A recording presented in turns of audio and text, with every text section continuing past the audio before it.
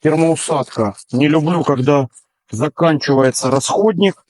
Вот тут у нас всегда в запасе. Это основные, которые у нас идут в работе.